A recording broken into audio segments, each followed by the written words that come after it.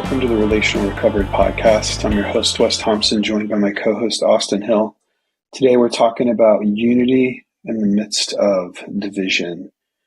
I hope this conversation is helpful, especially as we head into the peak times of election season. So thanks for listening. We hope you enjoy. Good morning, Austin. Good morning, Wes. How are you? I'm doing well. How about yourself? I'm doing pretty good. I'm enjoying the cold. Yeah. Fall's here, so that's nice. Mm-hmm.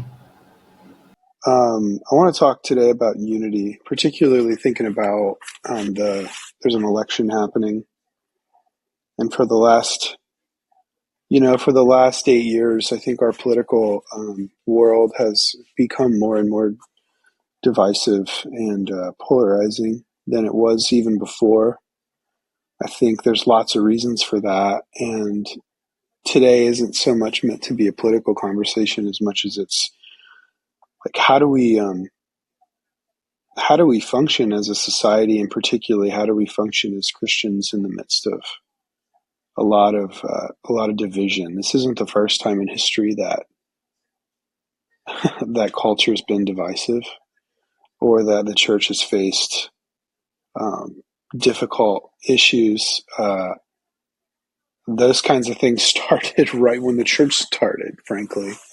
But I wanna talk about it because I figure there's a lot of conversation that goes around. I mean, some guys in the refuge aren't watching a lot of TV, but I know every time I turn on television or see a television, there's all these ads. There's just a lot of vitriol, a lot of negative talk, and it's easy we're all human, and I think it's easy for us to get swept up in that, and maybe sometimes lose sight of like our worldview, and lose sight of the big picture, I guess, to make it cliche, but it's true. And so I came across an article. I can't say this guy's name, so this is this is really great. But he wrote an article called "Fighting for Relationships: Striving for Unity in Politically Divisive Times." His name's Ben Kacharias.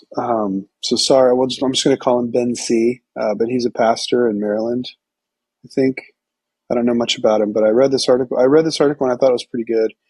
And I want to just focus in on this topic of unity. So he said a lot more, but I want to read a portion of what he wrote, and then that can just kind of kick us off, and we can just kind of riff on this idea. But he writes, particularly one of the things he calls for is unity, as we're talking about, and he quotes a passage from the New Testament in Ephesians 4, where Paul writes, make every effort to keep the unity of the Spirit through the bond of peace. And then Ben C goes on to write, and he says, Paul reminded us in Ephesians that we are one body and one spirit with one hope, one Lord, one faith, one baptism, and one God and Father of all. And he stressed that it will take some hard work to keep that unity. Strive for it. It's as if he was saying, Christ has made you one. Now act like it. Jesus' people are not held together by political affiliation. We must never let it drive us apart. The picture of God's people joined around the throne one day reveals a wonderfully diverse collection from every tongue, tribe, and nation. There's unity despite the diversity because Jesus is at the center. I'm just going to keep reading here. I know this will be a long section, but I think it's good, and I think it'll allow us to respond to it. So I continue to quote him. He says, the early church's rapid growth amid the pagan Roman Empire was fueled by the core distinctives that mark Jesus' followers. Specifically, their communities were truly diverse and welcoming, crossing lines of race and ethnicity. Their gatherings included folks from all socioeconomic groups. They cared for the poor and shared with those who had less. They staunchly resisted the practice of infanticide and abortion, and resolutely upheld marriage and sexuality between one man and one woman for life. Think about those distinctives for a moment. They're all a part of Orthodox Christian faith. But nowadays, if you care about race or the poor, people assume you're a liberal Democrat and therefore opposed to the sanctity of life in traditional marriage. On the other hand, if you uphold the sanctity of life in traditional marriage, you must be a conservative Republican and unconcerned about racial justice and helping the poor. Our version of Christianity isn't taking the empire by storm because the empire has taken hold of us. Many Christians choose one side and ignore or demonize the other, instead of uniting around Jesus and presenting a compelling alternative way to live in the world. We've adapted to the categories and parties handed to us. We've become political about our religion, and we've imported a religious zeal into our politics. Politics are America's new religious war, The Economist noted in March 2021. So many have taken captive not by Jesus, but by their preferred brand of politics, which we've baptized and correlated with Christianity itself.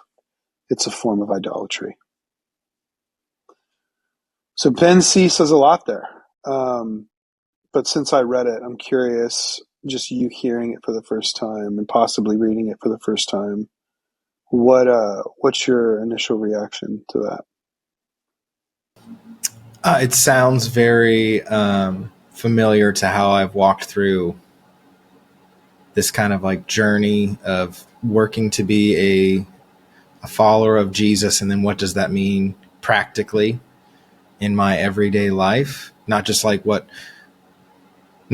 the theological, spiritual relationship I have with Jesus, but what does that relationship then encourage me or motivate me to do with that relationship? Like, how does that relationship change the way I treat other people? How does that relationship with Jesus change the way I walk into a room or think through a complicated problem? And I think the examples that they gave, that Ben C gave here, that kind of separate us. They're four very Christian, beliefs that we care about the poor. We love diversity because God created us. So we care about racial justice. And then we also, care about the sanctity of life because we think, every life, because God created us. So we care about the sanctity of life and we see the benefits of traditional marriage. Like, it's those two things aren't against each other, but because they're in different political parties, we get, a lot of arguments get started about them. And I think what popped up in my mind first off was, I know a lot of Christian Republicans who get, wrapped up in this, like, oh, because you're a Republican means you don't care about the poor and you're a racist. And like, there's a defensiveness that comes from being called that when there's no evidence that you personally feel that way. And the same way happens if say like, well, I'm a Democrat. So it's like, oh, so you must be perfectly fine with abortion and gender isn't real. So that must be it's like. There's the assumptions that we give each other, that we put on one another, that I think create that divisiveness that we're talking about. And I think something about being a Christian is we are curious. We are not judgmental people. Christians are not supposed to be judgmental people, but because we're imperfect, we often are. So I think this is one of those things where we have, if we're able to have those relationships with people, to have those tense conversations about politics, then we're able to kind of break down a lot of those barriers. And the last thought I had is, because we have connected our political ideology to our faith, people get really, really defensive about their politics, because if there's something is off in their politics, that means something could be off in their faith. When we marry those two things, it's dangerous, because we're like, oh my gosh, if my politics are off, then I could be wrong about God. That's a bigger thing than just saying, oh, our economic policies or how we believe money should work for other people. that's not connected to God. At like it it can be, but it's just like, hey, this is an opinion. This isn't a salvation thing. This is an opinion, and that's why there's like this such vitriol when it comes to politics, is because people have wrapped their identity and who they are as a person up in this political mindset, and that's really scary. Well, to respond to even you, I mean, I think you make some really good points, and I think that one of the things that stands out is this may be an oversimplification, but I do want to make this as simple as possible. And I think what I'm about to say is absolutely correct, and that is we shouldn't marry our our religion with our politics. In other words, Christianity and an American political party are not are not the same thing. Like like the Democratic Party and the Republican Party as we see them today did not exist and never existed at the origins of, for example, like our faith in Christianity, which in its current form, originated a couple thousand years ago. Um, America wasn't even a country, let alone the Democratic Party, the Democratic and Republican parties as we see them today. So I think I would strongly advocate. I don't know, I can't think of one serious theologian or Christian thinker that advocates for a marrying of Christianity with a political party. I think what happens though, and this is where I don't want to oversimplify, but I do think this is probably at least mostly true, and that's I think why in America that Christianity often gets tied to the Republican Party, particularly amongst white Christians, is because of the issue of abortion, and because those that might maybe less familiar with Christianity, like the foundation of a Christian worldview is that back in the first book that you'll find in the Bible, Genesis, talks about how mankind is made in God's image. And there's been so much written about that, but at its core, it's this belief that essentially every human being has value.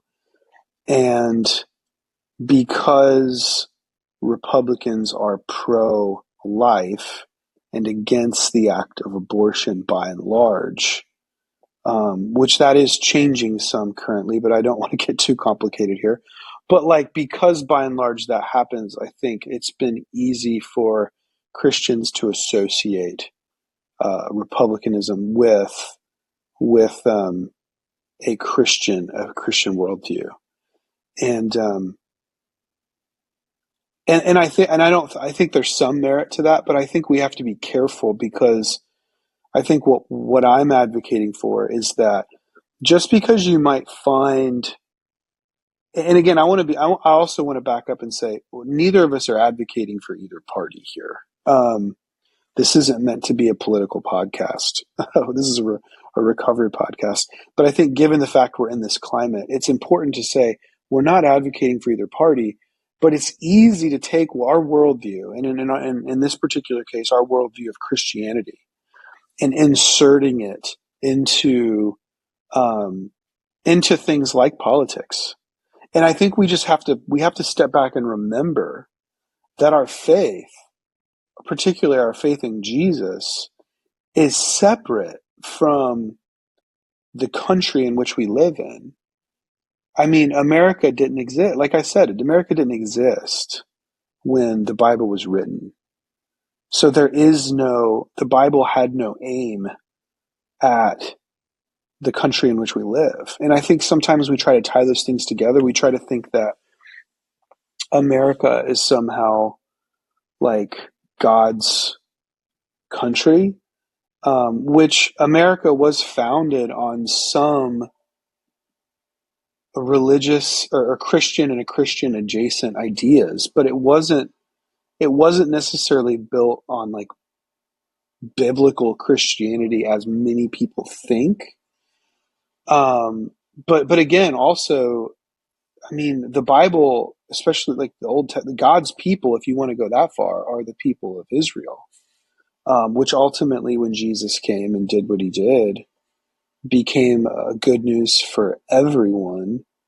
But I think we have to remember that our allegiance is first to Christ, not to any political party, or any country for that matter. Is it wrong to love country? No, it's not wrong. Just like it's not wrong to love the city you live in or the neighborhood that you're involved in. But when that allegiance leads you to act in ways that would be contrary to the character of Jesus, that's where we have an issue, I think.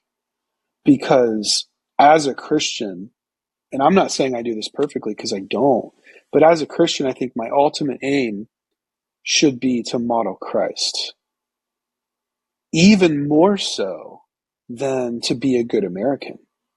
And I know to some that might sound incredibly controversial, but as a Christian, my first allegiance is to Christ. And that's why Ben C uses the word idolatry. Idolatry is when we put something other than God in God's place.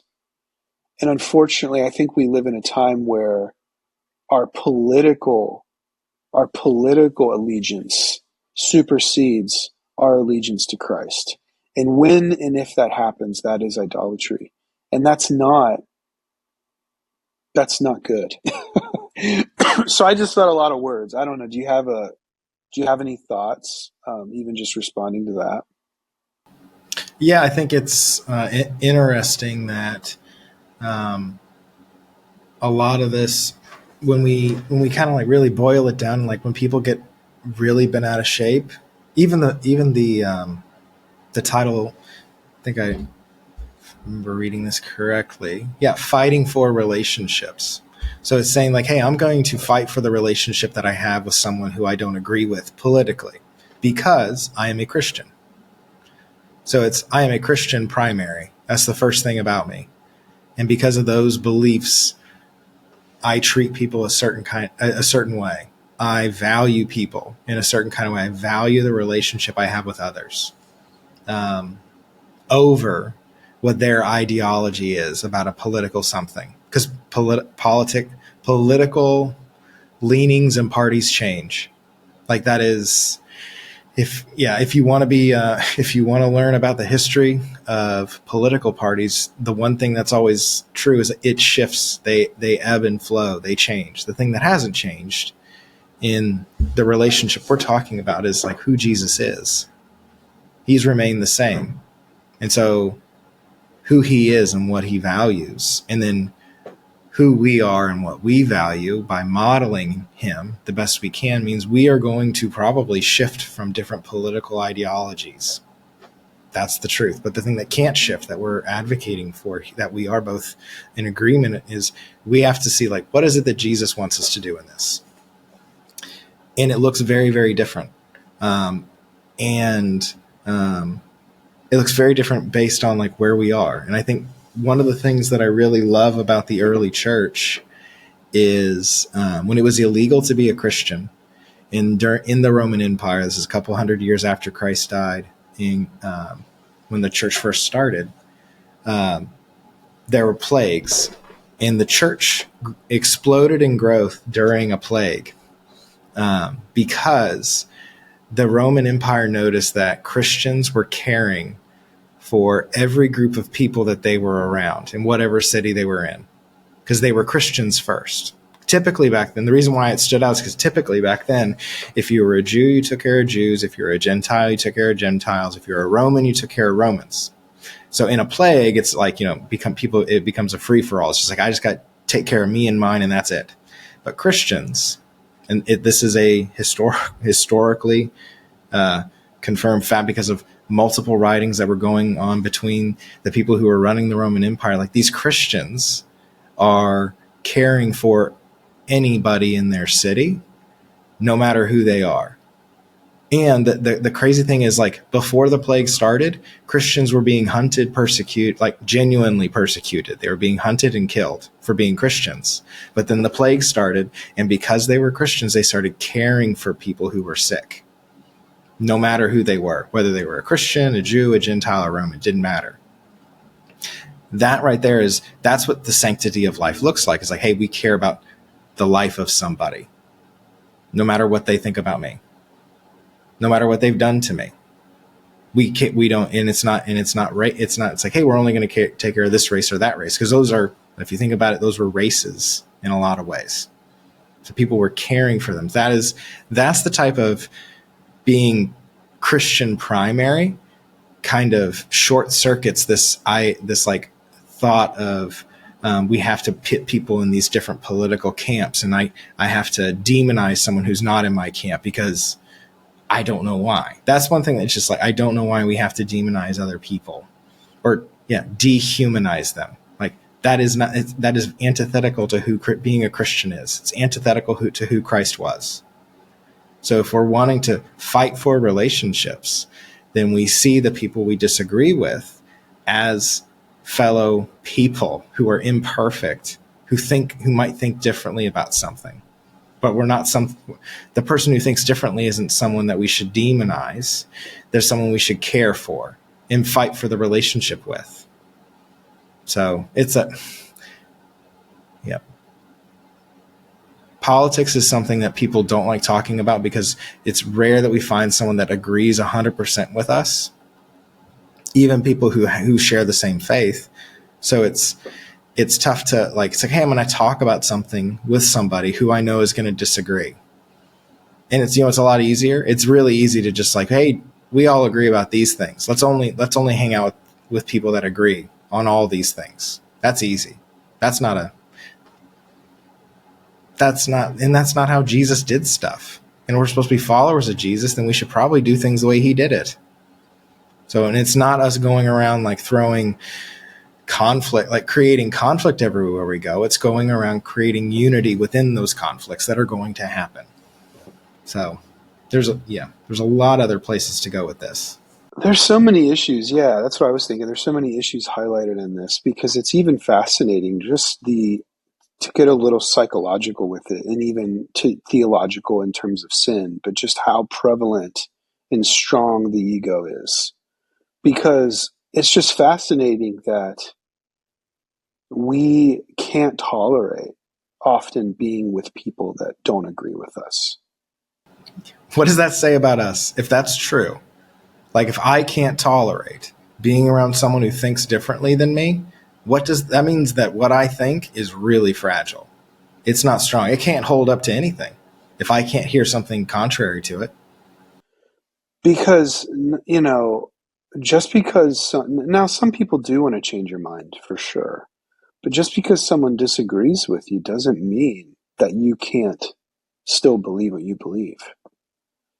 And I think we forget that. And I think, unfortunately, we live in a time where we're encouraged to only associate with people that are like us and that think like us and act like us. And to your point, we don't just disagree with people that are different than us, but we've gotten to the point where we begin to demonize them. I like Ben C. quotes Adam Grant, and I actually read this book, I read this book last year, which is really good, called Think Again. But he says, people are often willing to do whatever it takes to elevate their own group or undermine their rivals, even if it means being nasty or hurting someone. Adam Grant wrote in Think Again. And that really speaks to what you were just talking about. And it really does show how fragile we are, not how strong we are. Because strength, I think, is being able to interact with ideas and people that differ from you. Strength isn't only surrounding yourself with people just like you and getting getting angry and or to the extent of violence with people that differ from you. To me, that's a sign of fragility and weakness, not strength. Yeah. Yeah. I think that this is larger than politics. It's about um, it's about merging things that shouldn't be. Like, kind of going back to what we first started about, I think the reason why people get so angry and so very, very like defensive is they have put being a follower of Christ equal to my political party that I am a member of. Those aren't the same. It's kind of like, so like, just to make it another, it's like saying this, you're a Bengals fan, Wes, or a Browns fan? I'm sorry. Okay, so it's just kind of like, so anybody who isn't a Bengals fan, we should dehumanize and just like think like, not like, it's like, oh, it's like, think about how crazy that is. Like, we have people who like different sports teams, and we're perfectly fine with that. But being a Bengals fan is a big part of like what I get joy at, what you get joy out of. There's something about going and being a part of something that's bigger than yourself and watching this game. You invest time and money into it. People do that with politics, but they make it so much deeper because they've ingrained it into their identity in such a way where if it gets rattled, then who they are at their core, their deepest part of who they are, is now being threatened. So that's a question. Like, if you start feeling really viscerally angry when someone speaks out against a political idea that's not based in the Bible, you might want to ask yourselves, like, why have I like glommed this together? Would Jesus freak out this way if someone insulted my sports team? I don't think so. Would Jesus freak out if someone voted differently than me? Probably not. So it's those types, like, what is the main thing that we really need to be passionate about? And the reality is, like, there are going to be Christians in many camps. But I think that Christians will, if they are truly following Christ, they will remain steadfast in what it is that we believe in. And then political parties and what they value, what those parties value, will ebb and flow. So, like, what is it that needs to remain the same? And then we have to be okay if different people who aren't Christians like latch on to those things. That's going to happen. And just because like one person we are a complicated creation. Like, I'm a complicated person. Just because I think one thing doesn't mean that it affects all these other decisions. I think we oversimplify who people are and how people think. That's why I think that it is true of both sides, especially in because we're talking about politics. I think there are assumptions made that, like, if you think if one of your beliefs is a conservative belief, then everything about you is this conservative, and that the most extreme, just a closed-minded conservative person. But then at the same time, if you have another belief that is on the liberal side, then you're just like this very fragile, like, can't have any, there's no harsh words ever can be spoken around me because then I'll get hurt. Like, or because I'm so woke, whatever it is. Like, those are not true things. But it pushes, I think, the reactions that we have, or that people have, about like putting labels on someone that we don't know. It pushes us towards the different camps that make us that like accept that part of who we are. And then we kind of hide the parts that we don't agree with on because, hey, I want to be in this camp. I want to be connected. I want to be known and a part of a group of people. So I'm going to hide the parts of me that might cause disagreement. And so we only talk about the same thing together. We don't talk about the stuff that we don't agree with. So is that a genuine relationship or not? I don't think it is. So it's bigger. I think politics is a great way to highlight if we have a solid relationship with somebody. That's really good, man. You know, as we begin to wrap this up, I think I want to point out, you know, some people might be thinking like, what does this have to do with recovery? And I think it has a lot to do with recovery because, you know, we try to talk about not just issues directly related to recovery, but issues that are on the periphery that impact it. And I think, um, you know, one thing that makes recovery challenging in any way, whatever you're dealing with, is just toxic. I'll just call it toxic negativity. And what I mean by that is sometimes, sure, you might need to vent or you might need to process negative feelings and emotions. Like that's necessary. But when I say toxic, it's we can get fixated on negative ideas and get stuck in them, and it becomes like a feedback loop. And I think, unfortunately, with um, being in an election season that has been so heated that I don't know about you, but I've interacted with a lot of people that it seems like the negativity just keeps ramping up. And that goes against unity. Like, because oftentimes it's directed at other people. It's directed at politicians, but it's also directed at like friends and like Mm. people in your community. And I Family think, members. family members, people not being able to even talk and communicate. And so I think for those of us in recovery and those of us that are helping people in recovery, I think it's just important to ask ourselves, because I think some of you are thinking maybe about someone else and saying, man, they need to hear this. But for all of us, like, are we in this present moment that we're in? Are we in our behavior and in how we're treating people? Are we promoting unity, or are we living in a way that actually brings people apart? And I think that we have to be mindful of how we're talking about this political moment in light of our faith in Christ, but also in light of how it impacts our relationships. And so, you know, anyone listening, I think maybe just take a moment and think, like, am I finding myself losing hope in Christ because of what's happening in American politics?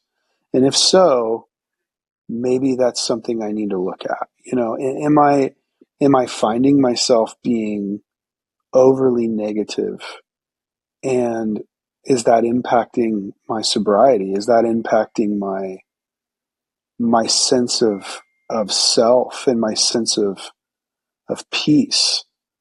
Um, am I bringing others down, accusing others of things because of their political ideology? Or can I find a way to show the love of Christ to even people that I disagree with? So those are just a couple thoughts as I think about like how do we kind of bring this home to application. I don't know. Do you have any other closing thoughts? Yeah, I think an actionable step is we need to ask ourselves if we can think of somebody who are like, man, I cannot talk to that person about politics because they just turn into they just gets ugly. So I'm just not gonna talk to them about that, or I'm just not gonna talk to them at all. I think my encouragement is fight for the relationship with that person. And I would start it that way, like, hey man, I just like start the conversation like, but I realize that every time we talk about politics, it gets ugly between us. And I care about you more than a political ideology because I love you as a brother, because I know that because Christ loves me, therefore I love you. So it's fighting for that relationship. And then you can talk through like whatever comes from that can be a very long conversation or a short conversation, but it's saying, do I care more about getting people to agree with me politically, which is a theory and idea, or do I care about the relationship I have with this person? Which is more important? So are we willing to fight for the relationship or fight for an idea? I think we should fight for those relationships, because that goes down. Why? Because when Jesus said, like, the two biggest important things is to love God and to love your neighbor as yourself. So fight for those relationships. Love them more than an idea. Thanks for listening to this episode of the Relational Recovery Podcast. We'll be back soon with a new conversation. We'll see you then.